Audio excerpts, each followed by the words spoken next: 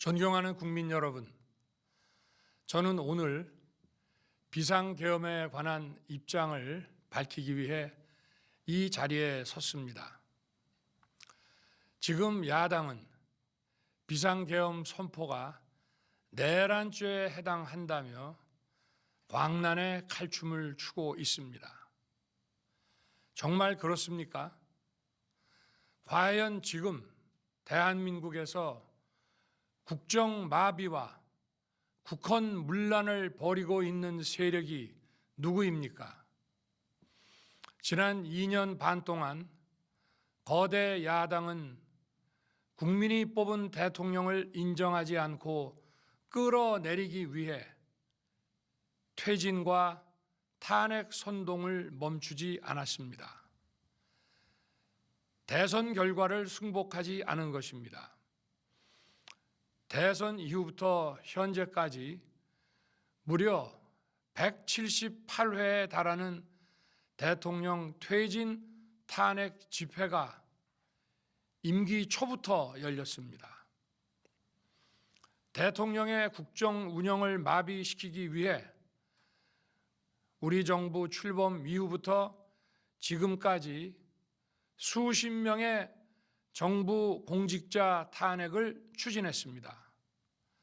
탄핵된 공직자들은 아무 잘못이 없어도 소추부터 판결 선고시까지 장기간 직무가 정지됩니다. 탄핵이 발의되고 소추가 이루어지기 전 많은 공직자들이 자진 사퇴하기도 하였습니다. 탄핵 남발로 국정을 마비시켜 온 것입니다. 장관, 방통위원장 등을 비롯하여 자신들의 비위를 조사한 감사원장과 검사들을 탄핵하고 판사들을 겁박하는 지경에 이르렀습니다. 자신들의 비위를 덮기 위한 방탄 탄핵이고 공직기관과 법질서를 완전히 무너뜨리는 것입니다. 뿐만 아니라 위헌적 특검 법안을 27번이나 발의하면서 정치 선동 공세를 가해 왔습니다. 급기야는 범죄자가 스스로 자기에게 면죄부를 주는 셀프 방탄 입법까지 밀어붙이고 있습니다. 거대 야당이 지배하는 국회가 자유민주주의의 기반이 아니라 자유민주주의 헌정 질서를 파괴하는 괴물이 된 것입니다. 이것이 국정마비요, 국가 위기 상황이 아니면 무엇이란 말입니까? 이것뿐만이 아닙니다. 지금 거대 야당은 국가 안보와 사회 안전까지 위협하고 있습니다. 예를 들어 지난 6월 중국인 3명이 드론을 띄워 부산에 정박 중이던 미국 항공모함을 촬영하다 적발된 사건이 있었습니다. 이들의 스마트폰과 노트북에서는 최소 2년 이상 한국의 군사시설들을 촬영한 사진들이 발견됐습니다. 지난달 40일에는 40대 중국인이 드론으로 국정원을 촬영하다 붙잡혔습니다. 이 사람은 중국에서 입국하자마자 곧장 국정원으로 가서 이 같은 일을 벌인 것으로 확인됐습니다. 하지만 현행 법률로는 외국인의 간첩 행위를 간첩죄로 처벌할 길이 없습니다. 이러한 상황을 막기 위해 형법의 간첩죄 조항을 수정하려 하였지만 거대 야당이 완강히 가로막고 있습니다. 지난 정권 당시 국정원의 대공수사권을 박탈한 것도 모자라서 국가보안법 폐지도 시도하고 있습니다. 국가 안보를 위협하는 간첩을 잡지 말라는 것 아닙니까? 북한의 불법적인 핵무장과 미사일 위협 도발에도, GPS 교란과 오물 풍선에도, 민주노총 간첩 사건에도 거대 야당은 이에 동조할 뿐 아니라 오히려 북한 편을 들면서 이에 대응하기 위해 고군분투하는 정부를 흠집내기만 했습니다. 북한의 불법 핵 개발에 따른 유엔 대북 제재도 먼저 풀어야 한다고 주장합니다. 도대체 어느 나라 정당이고 어느 나라 국회인지 알 수가 없습니다. 검찰과 경찰의 내년도 특경비, 특활비 예산은 아예 0원으로 깎았습니다. 금융사기 사건, 사회적 약자 대상 범죄, 마약 수사 등 민생침해 사건 수사, 그리고 대공수사에 쓰이는 기묘한 예산입니다. 마약, 딥페이크 범죄 대응 예산까지도 대폭 삭감했습니다. 자신들을 향한 수사 방해를 넘어 마약 수사, 조폭 수사와 같은 민생사범 수사까지 가로막는 것입니다. 대한민국을 간첩 천국, 마약 소굴, 조폭 나라로 만들겠다는 것 아닙니까? 이런 사람들이야말로 나라를 망치려는 반국가 세력 아닙니까? 그래놓고 자신들의 특권을 유지하기 위한 국회 예산은 오히려 늘렸습니다. 경제도 위기 비상 상황입니다. 거대 야당은 대한민국의 성장 동력까지 꺼뜨리려고 하고 있습니다. 민주당이 삭감한 내년 예산 내역을 보면 잘 알 수 있습니다. 원전 생태계 지원 예산을 삭감하고 체코 원전 수출 지원 예산은 무려 90%를 깎아버렸습니다. 차세대 원전 개발 관련 예산은 거의 전액을 삭감했습니다. 기초과학연구, 양자, 반도체, 바이오 등 미래 성장 동력 예산도 대폭 삭감했습니다. 동해가스전 시추 예산, 이른바 대왕고래 사업 예산도 사실상 전액 삭감했습니다. 청년 일자리 지원 사업, 취약계층 아동 자산 형성 지원 사업, 아이들 돌봄 수당까지 손을 댔습니다.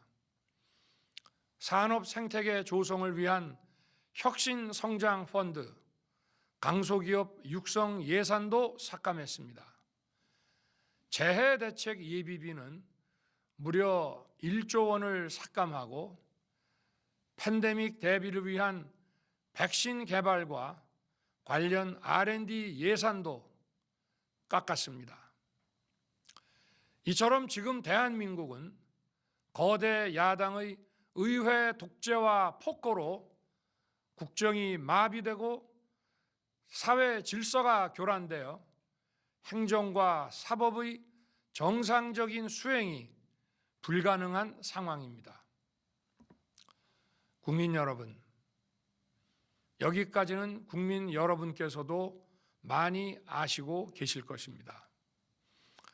하지만 제가 비상계엄이라는 엄중한 결단을 내리기까지 그동안 직접 차마 밝히지 못했던 더 심각한 일들이 많이 있습니다.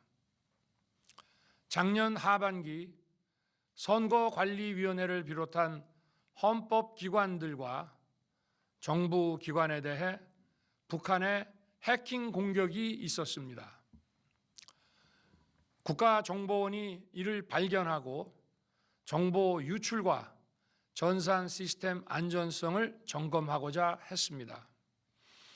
다른 모든 기관들은 자신들의 참관하에 국정원이 점검하는 것에 동의하여 시스템 점검이 진행되었습니다. 그러나 선거관리위원회는 헌법기관임을 내세우며 완강히 거부하였습니다. 그러다가 선관위의 대규모 채용 부정 사건이 터져 감사와 수사를 받게 되자 국정원의 점검을 받겠다고 한 발 물러섰습니다. 그렇지만 전체 시스템 장비의 아주 일부분만 점검에 응하였고 나머지는 불응했습니다. 시스템 장비 일부분만 점검했지만 상황은 심각했습니다. 국정원 직원이 해커로서 해킹을 시도하자 얼마든지 데이터 조작이 가능하였고 방화벽도 사실상 없는 것이나 마찬가지였습니다. 비밀번호도 아주 단순하여 1, 2, 3, 4, 5 같은 식이었습니다. 시스템 보안 관리 회사도 아주 작은 규모의 전문성이 매우 부족한 회사였습니다. 저는 당시 대통령으로서 국정원의 보고를 받고 충격에 빠졌습니다. 민주주의 핵심인 선거를 관리하는 전산 시스템이 이렇게 엉터리인데 어떻게 국민들이 선거 결과를 신뢰할 수 있겠습니까? 선관위도 국정원의 보안 점검 과정에 입회하여 지켜보았지만 자신들이 직접 데이터를 조작한 일이 없다는 변명만 되풀이할 뿐이었습니다. 선관위는 헌법기관이고 사법부 관계자들이 위원으로 있어 영장에 의한 압수수색이나 강제 수사가 사실상 불가능합니다. 스스로 협조하지 않으면 진상규명이 불가능합니다. 지난 24년 4월 총선을 앞두고도 문제 있는 부분에 대한 개선을 요구했지만 제대로 개선되었는지는 알 수 없습니다. 그래서 저는 이번에 국방장관에게 선관위 전산 시스템을 점검하도록 지시한 것입니다.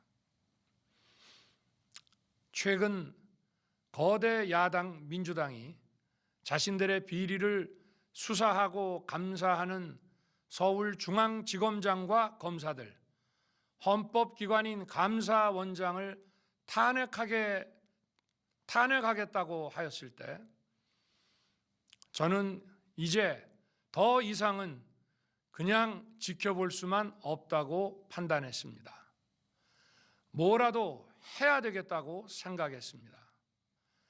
이들은 이제 곧 사법부에도 탄핵의 칼을 들이댈 것이 분명했습니다. 저는 비상계엄령 발동을 생각하게 되었습니다.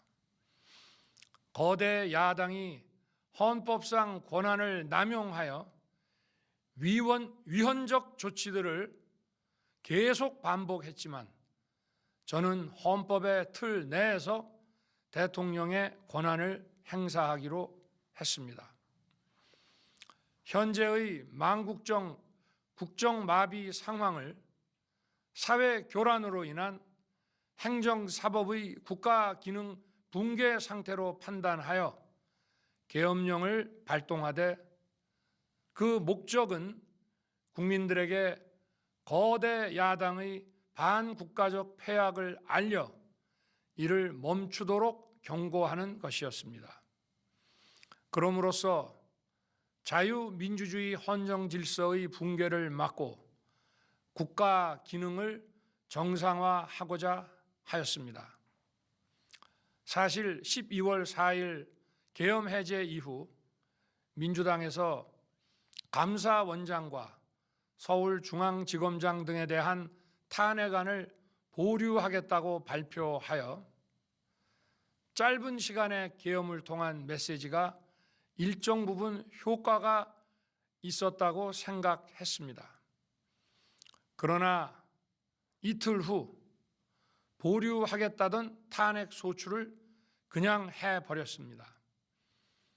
비상계엄의 명분을 없애겠다는 뜻이었습니다.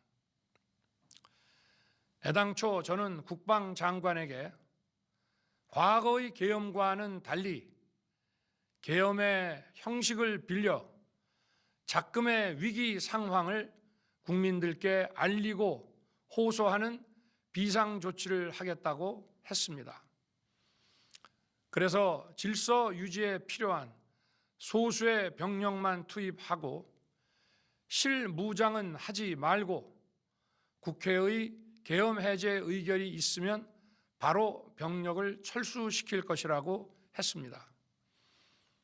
실제로 국회의 계엄 해제 의결이 있자 국방부 청사에 있던 국방장관을 제 사무실로 오게 하여 즉각적인 병력 철수를 지시하였습니다. 제가 대통령으로서 발령한 이번 비상조치는 대한민국의 헌정 질서와 국헌을 망가뜨리려는 것이 아니라 국민들에게 망국의 위기 상황을 알려드려 헌정 질서와 국헌을 지키고 회복하기 위한 것입니다. 소규모이지만 병력을 국회에 투입한 이유도 거대 야당의 망국적 행태를 상징적으로 알리고 계엄 선포 방송을 본 국회 관계자와 시민들이 대거 몰릴 것을 대비하여 질서 유지를 하기 위한 것이지 국회를 해산시키거나 기능을 마비시키려는 것이 아님은 자명합니다. 300명 미만의 실무장하지 않은 병력으로 그 넓디 넓은 국회 공간을 상당 기간 장악할 수 없는 것입니다. 과거와 같은 계엄을 하려면 수만 명의 병력이 필요하고 광범위한 사전 논의와 준비가 필요하지만 저는 국방장관에게 계엄령 발령 담화 방송으로 국민들께 알린 이후에 병력을 이동시키라고 지시했습니다. 그래서 10시 30분 담화 방송을 하고 병력 투입도 11시 30분에서 12시 조금 넘어서 이루어졌으며 1시 조금 넘어 국회의 계엄 해제 결의가 있자 즉각 군 철수를 지시하였습니다. 결국 병력이 투입된 시간은 한두 시간 정도에 불과합니다. 만일 국회 기능을 마비시키려 했다면 평일이 아닌 주말을 기해서 계엄을 발동했을 것입니다. 국회 건물에 대한 단전 단수 조치부터 취했을 것이고 방송 송출도 제한했을 것입니다. 그러나 그 어느 것도 하지 않았습니다. 국회에서 정상적으로 심의가 이루어졌고 방송을 통해 온 국민이 국회 상황을 지켜보았습니다. 자유민주 헌정 질서를 회복하고 수호하기 위해 국민들께 망국적 상황을 호소하는 불가피한 비상조치를 했지만 사상자가 발생하지 않도록 안전사고 방지에 만전을 기하도록 하였고 사병이 아닌 부사관 이상 정예 병력만 이동시키도록 한 것입니다. 저는 이번 비상계엄을 준비하면서 오로지 국방장관하고만 논의하였고 대통령실과 내각 일부 인사에게 선포 직전 국무회의에서 알렸습니다. 각자의 담당 업무 관점에서 우려되는 반대 의견 개진도 많았습니다. 저는 국정 전반을 보는 대통령의 입장에서 현 상황에서 이런 조치가 불가피하다고 설명했습니다.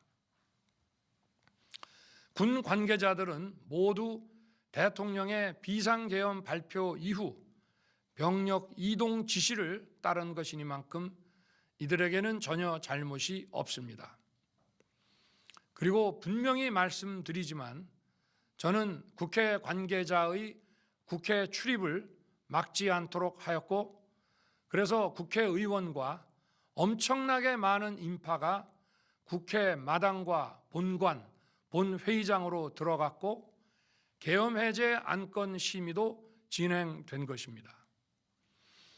그런데도 어떻게든 내란죄를 만들어 대통령을 끌어내리기 위해 수많은 허위 선동을 만들어내고 있습니다.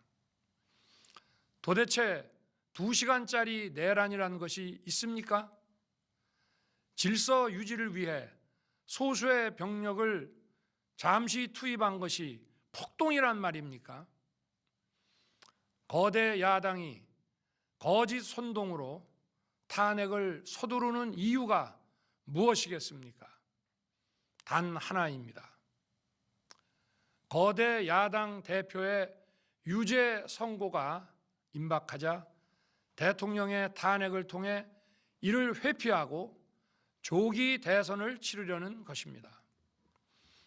국가 시스템을 무너뜨려서라도 자신의 범죄를 덮고 국정을 장악하려는 것입니다. 이야말로 국헌문란 행위 아닙니까? 저를 탄핵하든 수사하든 저는 이에 당당히 맞설 것입니다. 저는 이번 계엄 선포와 관련해서 법적, 정치적 책임 문제를 회피하지 않겠다고 이미 말씀드린 바 있습니다.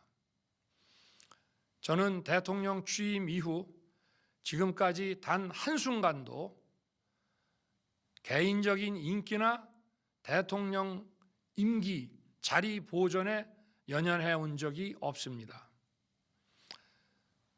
자리 보존 생각만 있었다면 국헌문란 세력과 구태여 맞서 싸울 일도 없었고 이번과 같이 비상계엄을 선포하는 일은 더더욱 없었을 것입니다. 5년 임기 자리 지키기에만 매달려 국가와 국민을 외면할 수 없었습니다. 저를 뽑아주신 국민의 뜻을 저버릴 수 없었습니다. 하루가 멀다 하고 다수의 힘으로 입법 폭거를 일삼고 오로지 방탄에만 혈안되어 있는 거대 야당의 의회 독재에 맞서 대한민국의 자유민주주의와 헌정 질서를 지키려 했던 것입니다.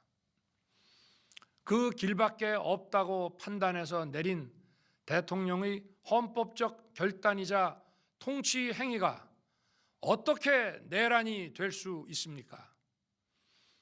대통령의 비상계엄 선포권 행사는 사명권 행사, 외교권 행사와 같은 사법심사의 대상이 되지 않는 통치 행위입니다.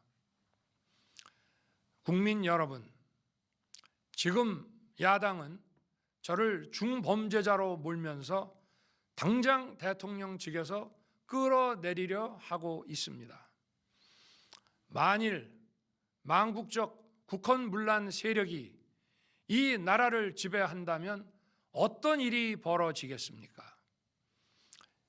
위헌적인 법률, 셀프 면죄부 법률, 경제 폭망 법률들이 국회를 무차별 통과해서 이 나라를 완전히 부술 것입니다.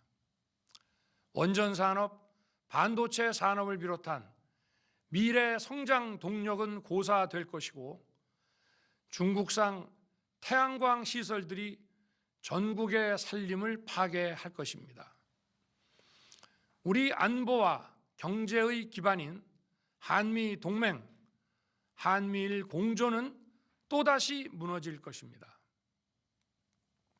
북한은 핵과 미사일을 고도화하여 우리의 삶을 더 심각하게 위협할 것입니다. 그러면 이 나라 대한민국의 미래가 어떻게 되겠습니까? 간첩이 활개치고 마약이 미래 세대를 망가뜨리고 조폭이 설치는 그런 나라가 되지 않겠습니까? 지금껏 국정 마비와 국헌 문란을 주도한 세력과 범죄자 집단이 국정을 장악하고 대한민국의 미래를 위협하는 일만큼은 어떤 일이 있어도 막아야 합니다. 저는 끝까지 싸울 것입니다. 국민 여러분, 국정 마비의 망국적 비상 상황에서 나라를 지키기 위해, 국정을 정상화하기 위해 대통령의 법적 권한으로 행사한 비상계엄 조치는 대통령의 고도의 정치적 판단이고 오로지 국회의 해제 요구만으로 통제할 수 있는 것입니다. 이것이 사법부의 판례와 헌법학계의 다수 의견임을 많은 분들이 알고 있습니다. 저는 국회 해제 요구를 즉각 수용했습니다. 계엄 발령 요건에 관해 다른 생각을 가지고 계신 분들도 있습니다만 나라를 살리려는 비상 조치를 나라를 망치려는 내란 행위로 보는 것은 여러 헌법학자와 법률가들이 지적하는 바와 같이 우리 헌법과 법 체계를 심각한 위험에 빠뜨리는 것입니다.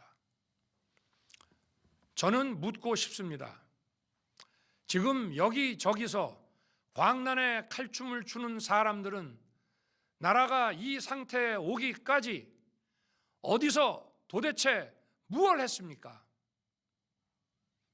대한민국의 상황이 위태롭고 위기에 놓여 있다는 생각도 전혀 하지 않았다는 말입니까? 공직자들에게 당부합니다. 엄중한 안보 상황과 글로벌 경제 위기에서 국민의 안전과 민생을 지키는 일에 흔들림 없이 매진해 주시기 바랍니다. 국민 여러분, 지난 2년 반 저는 오로지 국민만 바라보며 자유민주주의를 지키고 재건하기 위해 불의와 부정, 민주주의를 가장한 폭거에 맞서 싸웠습니다. 피와 땀으로 지켜온 대한민국, 우리의 자유민주주의를 지키는 길에 모두 하나가 되어 주시길 간곡한 마음으로 호소드립니다. 저는 마지막 순간까지 국민 여러분과 함께 싸우겠습니다. 짧은 시간이지만 이번 계엄으로 놀라고 불안하셨을 국민 여러분께 다시 한번 사과드립니다. 국민 여러분에 대한 저의 뜨거운 충정만큼은 믿어 주십시오. 감사합니다.